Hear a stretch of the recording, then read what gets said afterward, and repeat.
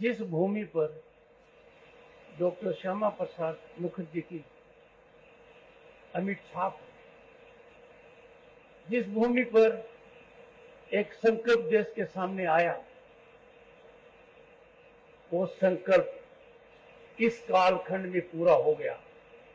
सोचा नहीं था 370 कभी खत्म होगा क्या। भारत के संविधान का वो प्रावधान जिसको संविधान में टेम्पररी कहा गया, वो हमारे लिए नासूर बन गया था। आज कितना अच्छा दिन है कि वो प्रावधान देश के कानून में नहीं है।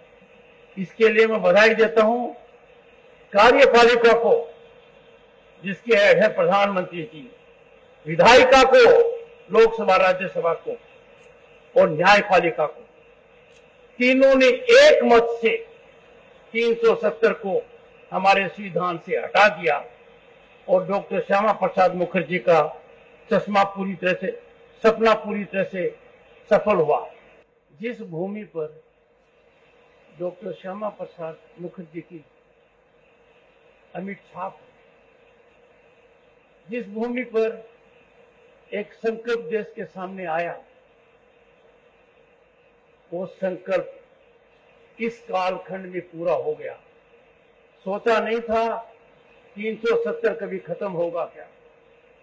भारत के संविधान का वो प्रावधान जिसको संविधान में टेम्पररी कहा गया, वो हमारे लिए नासूर बन गया था। आज कितना अच्छा दिन है कि वो प्रावधान देश के कानून में नहीं है।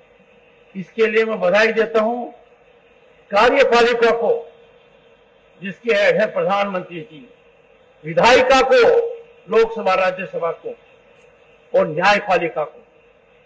तीनों ने एक मत से 370 को हमारे संविधान से हटा दिया और डॉक्टर श्यामा प्रसाद मुखर्जी का सपना पूरी तरह से सफल हुआ। जिस भूमि पर डॉक्टर श्यामा प्रसाद मुखर्जी की अमिट छाप, जिस भूमि पर एक संकल्प देश के सामने आया, वो संकल्प इस कालखंड में पूरा हो गया। सोचा नहीं था 370 कभी खत्म होगा क्या। भारत के संविधान का वो प्रावधान जिसको संविधान में टेम्पररी कहा गया, वो हमारे लिए नासूर बन गया था। आज कितना अच्छा दिन है कि वो प्रावधान देश के कानून में नहीं है।